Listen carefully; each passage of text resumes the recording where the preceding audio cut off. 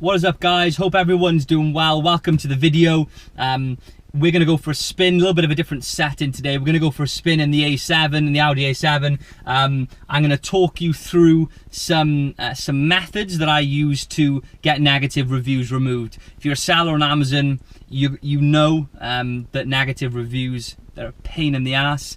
They're inevitable, right? You're never going to be able to avoid them completely. It's about being able to reduce the chance of you getting them, and also knowing how to manage negative reviews when you do receive one. So we're going to jump straight into this video, and I'm going to show you guys what I'm talking about.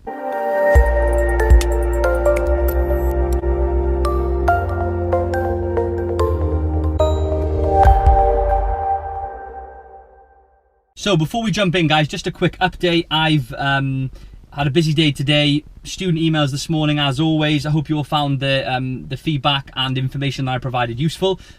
Following that, I've been down to the post office to pick up a sample that I've received for a new product.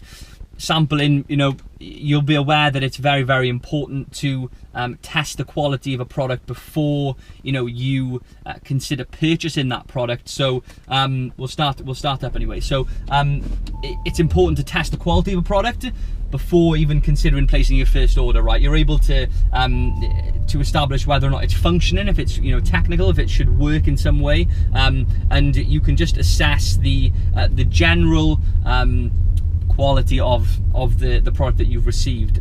So I always advise to sample from a few different suppliers if you can afford it. It gives you an opportunity to compare and contrast a few different options, and as well as that, you're able to establish whether any one is cheaper than the other. So you might find that the product with a better quality is actually cheaper as well. So something to look into. So other than that, I've had a meeting with a client today as well. So I'm just leaving that meeting now. Very productive meeting, looking at some new potential products to launch for this person. So yeah, that's what's gone on today. Now onto the topic of reviews, right? I've received negative reviews. I continue to receive negative reviews. It's going to happen.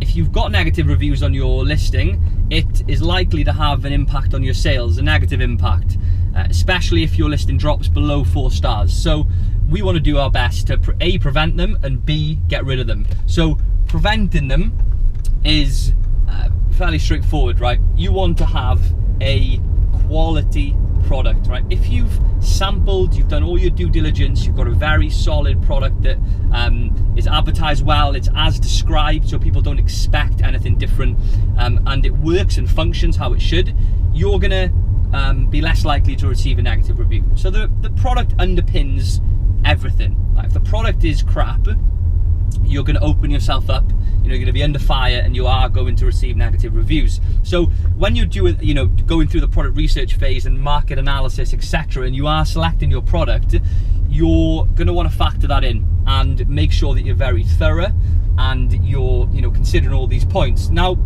let's say you do launch and you've done all those things and you receive a negative review, and that review describes an issue with the delivery time. Right, it says that the product wasn't delivered on time and it's a load of crap.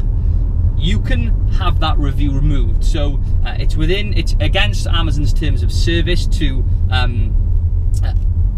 allow a negative review on a listing that's directly related to a fulfillment by Amazon issue. So if they are late in with delivering the product, it's 3 days late, for example, or it's delivered to the wrong address, and you use FBA rather than you fulfill it by merchant yourself, then you can just open a case and get that review removed. I've had numerous reviews removed because of that, that particular point.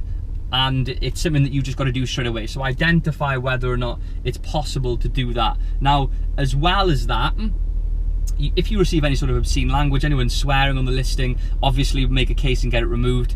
If it's a competitor that you've checked their name, you can just go onto the review and check the name of the person. If it's a competitor, report it, get it removed.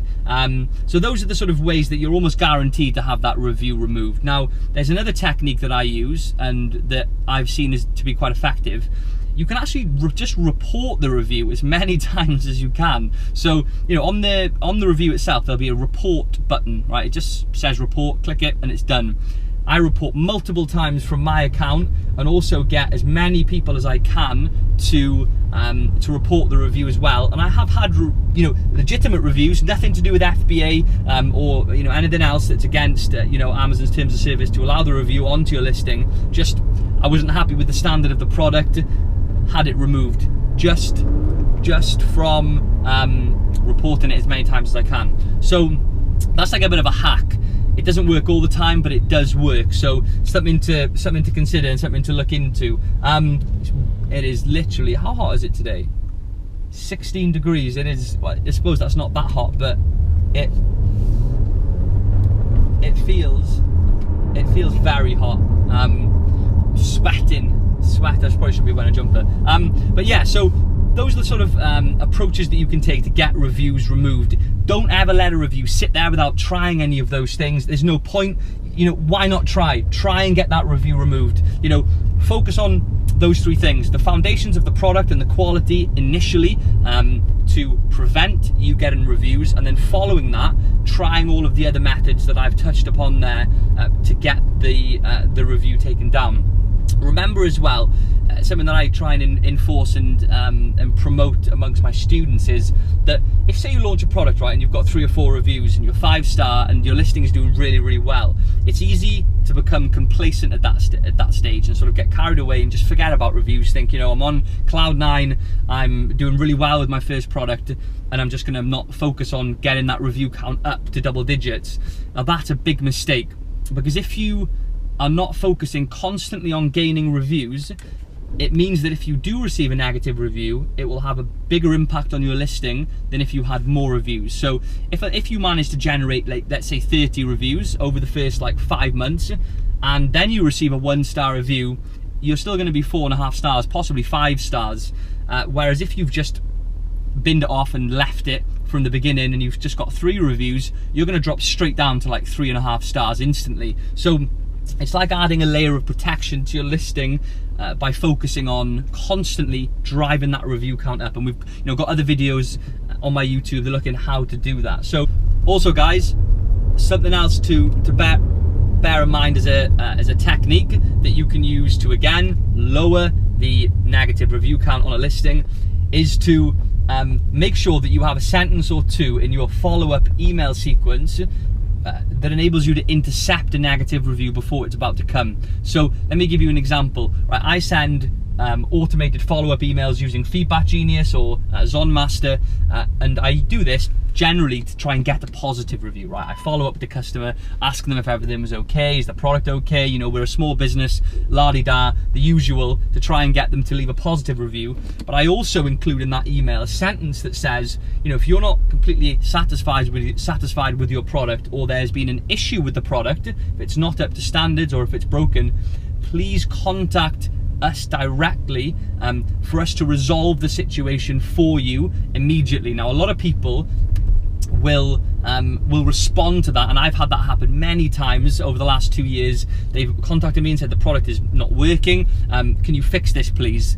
And it stopped me getting that negative review. Some have even actually said, I was going to leave a negative review, but thank you for contacting me and resolving this. I've had people comment and leave positive reviews on the listing, not based on a product, but actually someone who received a bad product, but said the customer service was outstanding and it was resolved and they got a new product sent out, and that was enough to leave that 5-star review, right? So little things, but when you combine all of these things together,